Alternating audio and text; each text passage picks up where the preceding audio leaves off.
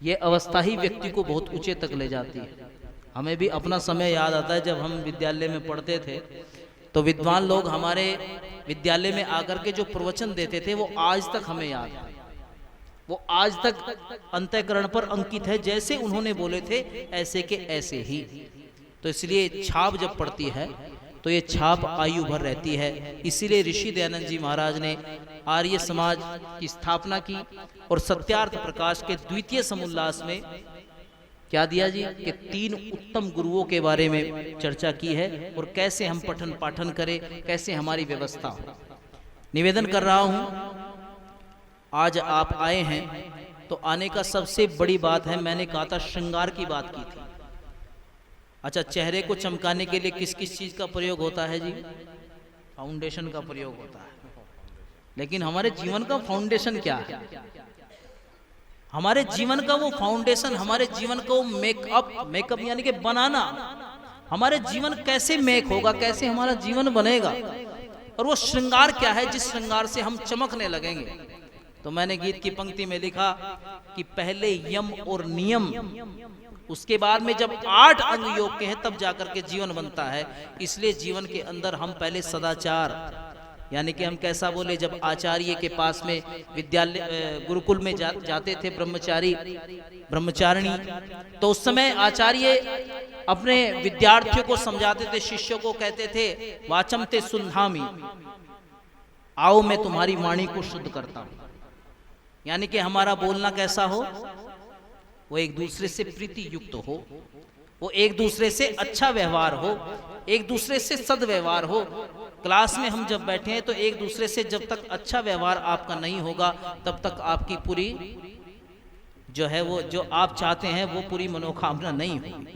इसलिए सबसे पहले है कि हमारी वाणी शुद्ध हो जाए, हमारे कर्ण शुद्ध हो जाए, हमारी आंखें शुद्ध हो जाए। तब जब हमारी सारी चीजें शुद्ध होंगी तब जाकर के हमारा जीवन, बोलो, ये है मेकअप। ये क्या है?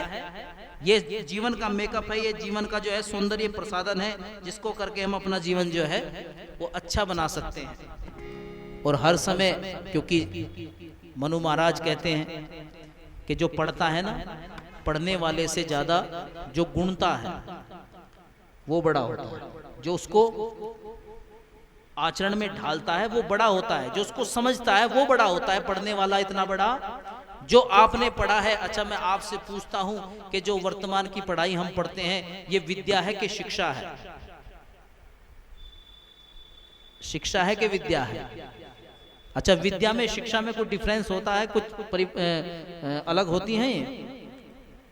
तो मैं आपको समझाता, क्योंकि समय की परिधि में भी रहना है मेरे को। शिक्षा और विद्या, विद्या वह है जिसको जैसा पदार्थ हम जैसा मानते हैं उसको वैसा मानना।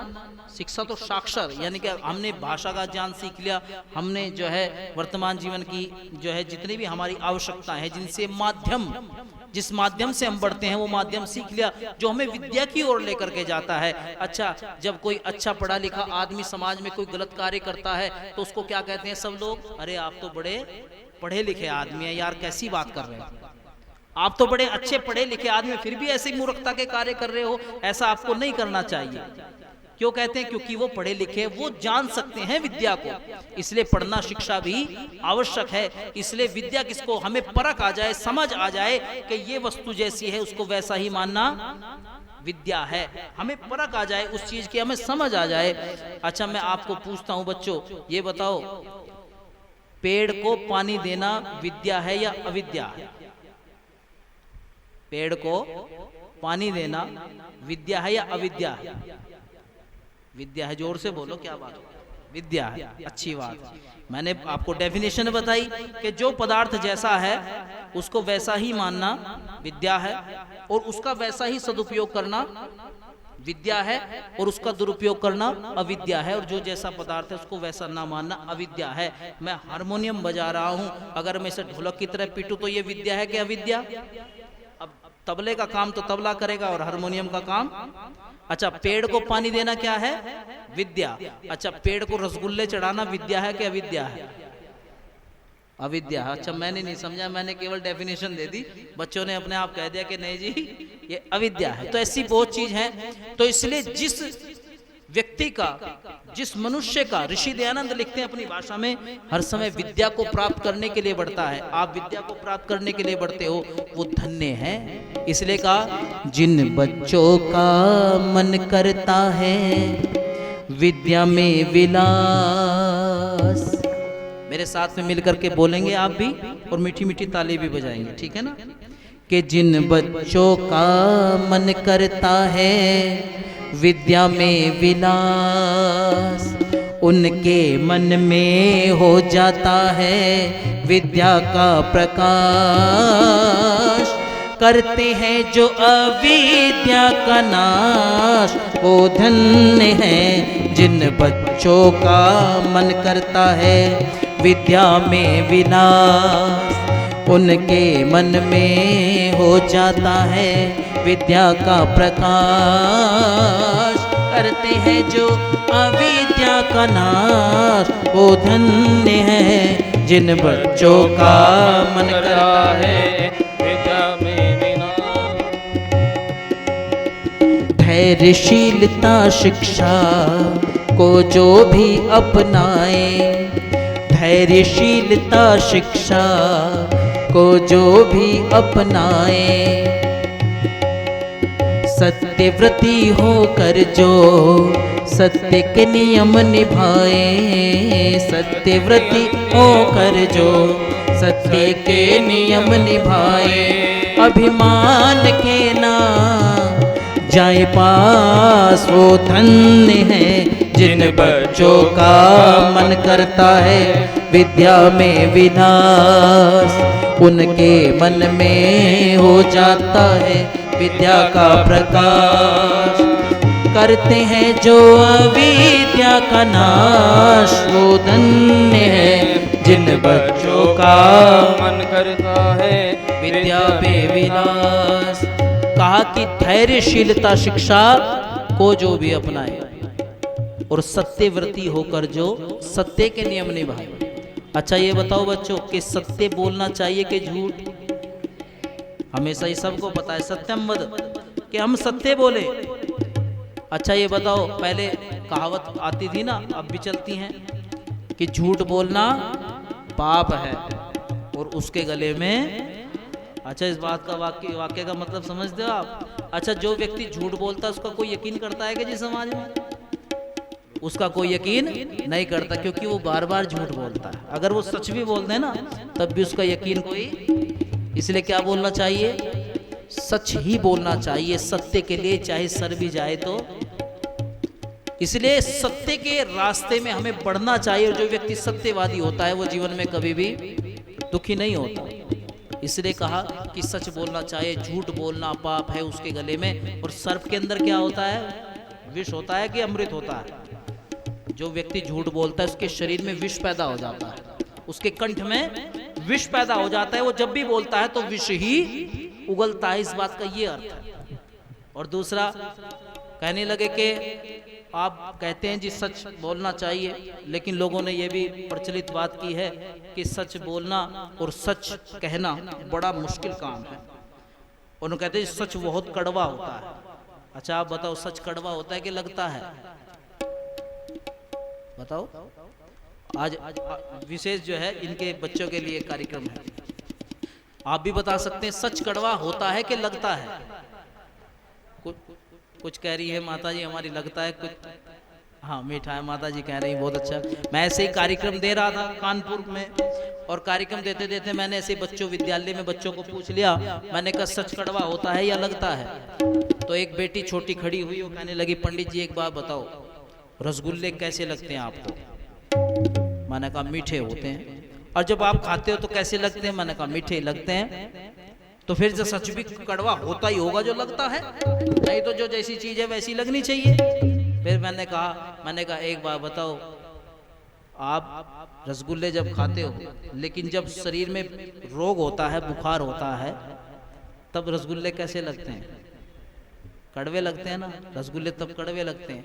अच्छा जिसको सर्प ने काट लिया हो तो उसको नीम के पत्ते कैसे लगते हैं? मीठे लगते हैं ना, क्योंकि अंदर तो विष भरा है।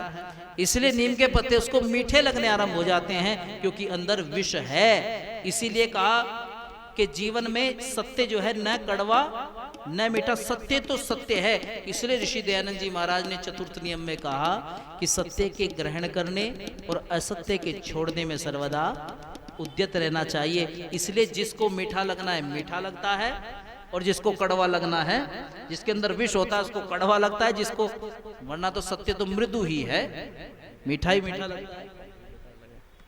तो इसलिए कहा कि हमेशा सत्य बोलना और विद्या को प्राप्त करना।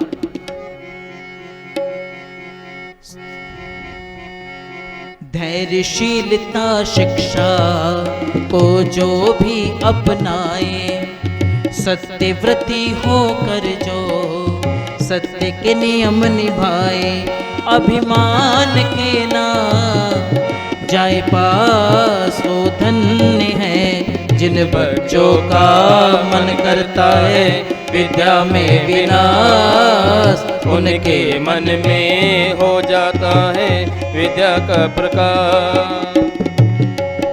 और कहा कि दूर करें दुर्गुण को सद्गुण जीवन में धारे। अच्छा, सच बोलना झूठ बोलना दुर्गुण है ना। मैंने अभी आपको बात कही कि लगता जिसको जैसा है वैसा लगता है। अब आपसे एक और बात पूछता हूँ, अच्छा पढ़ना आपको कैसा लगता है? अच्छा लगता है? कुछ तो कह रहे जी, बस ठीक है, जा रहे हैं विद्यालय। मैंने पूछा पढ़ना अच्छा होता है या पढ़ना अच्छा होता है ना, इसमें तो सबकी हाँ, लेकिन लगता कैसा है? भाई लगता तो नहीं है इतना बढ़िया, बस पंडित जी क्या बताएं, घर वाले जो है जोर जबरदस्ती करते हैं, भेज देते हैं, हमारा मन तो कुछ और करने का। तो इसलिए कहा कि दुर्गुण को दूर करना भी ऐसा ही है। आपको कहे कि चाउमीन, मोमोज, पिज्जा, आज की जितने नूडल्स वगैरह ये खान पान है चाइनीज, ये अच्छा है, सब कहते कि अच्छा, लेकिन लगता कैसा? नहीं, लगता तो बहुत बढ़िया। क्यों जी? लगने में और होने में डिफरेंस है। इसलिए हमें दुर्गुणों को, ये सब दुर्गुण है हमारे खान पीन पहरान और जितना भी हम वचन से बोलते हैं। इसलिए कहा दूर करें दुर्गुण को सद्गुण जीवन में धारे, विद्या के द्वारा ही संसार से दुख मिटाए, विद्या के द्वारा ही संसार से दुख मिटाए, करते रहे सुखों का विकास वो धन्य है, जिन बच्चों का मन करता है विद्या में विनाश, उनके मन में हो जाता है विद्या का प्रकाश, करते हैं जो अविद्या का नाश वो धन्य है, जिन बच्चों का मन करता है विद्या में विनाश, जिन बच्चों का मन करता है विद्या में विनाश। तो विद्या में विलास, हर समय विद्या को प्राप्त करने के लिए तत्पर और दुर्गुणों को छोड़ने के लिए, क्योंकि विद्वान किसे कहा गया? जो सब पदार्थों को जानता हो, जो ग्रहण करने योग्य होता है उसको ग्रहण करते हैं, और जो छोड़ने योग्य होता है उसको छोड़ देते हैं। इसलिए समझदार बनना है कि नहीं, अच्छा बनना है कि नहीं, अच्छा खान पान पहरान हमारा होना चाहिए, शुद्ध सात्विक। जब हम खाएंगे तो ये बुद्धि भी सात्विक ही काम करती है, नहीं तो बुद्धि भी अगर तामसिक भोजन, चाउमीन वगैरह जितने भी आजकल के ये फास्ट फूड है ना, तो फास्ट ही हो रहे हैं। और गेम का खेलने का चलन इतना हो गया है, पबजी के बच्चे खाना छोड़ देते हैं, सब्जी लेकिन छोड़ते नहीं, खाना भी ना दो तो ये सब बीमार करने वाले ये दुर्गुण हैं। ये दुर्गुण हमें कहाँ ले जा रहे हैं? पढ़ाई से दूर। और दुर्गुण पढ़ाई से दूर ले जाकर के हमारे जीवन में अंधकार में ही कर रहे हैं। इसलिए हम तो पहले प्रार्थना करते थे तमसो मां ज्योतिर्गमय, हे ईश्वर हमें प्रकाश की ओर ले चल, लेकिन हम कहाँ जा रहे हैं? अंधकार की ओर। तो ये चीज़ें हमें नहीं करनी है। इसलिए अच्छी अच्छी चीज़ों का खान पीन पहरान, क्योंकि फास्ट फूड खा करके फास्ट ही फास्ट और उसके बाद में लास्ट। कितने बच्चे की आंखों पर चश्मे हो गए हैं, कितने बच्चों को बहुत सी दिक्कतें हो जाती, कुछ नेचुरली अनुवांशिक रूप से हो जाती है, लेकिन हमें भी ध्यान देना चाहिए।